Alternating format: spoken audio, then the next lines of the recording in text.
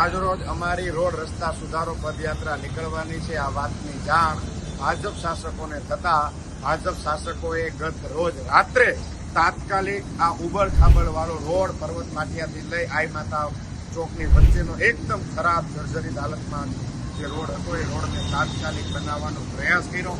આજે જ્યારે અમારી પદયાત્રા નીકળવાની છે ત્યારે ભાજપ શાસકો નીંદમાંથી જાગ્યા છે, ઊંઘમાંથી જાગ્યા છે.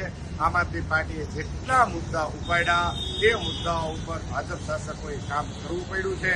એટલે જ અમે કહીએ છીએ કે આમ આદમી પાર્ટી જે મુદ્દા ઉપાડે છે એની અસર જનહિતમાં આવે છે. હજુ પણ અમે આમ આદમી માટે, સામાન્ય લોકો માટે મુદ્દા ઉઠાવતા રહીશું અને સામાન્ય લોકો માટે અવિરત કામ કરતા રહીશું. જય હિન્દ, જય જય ગરવી ગુજરાત. ભારત માતા કી જય.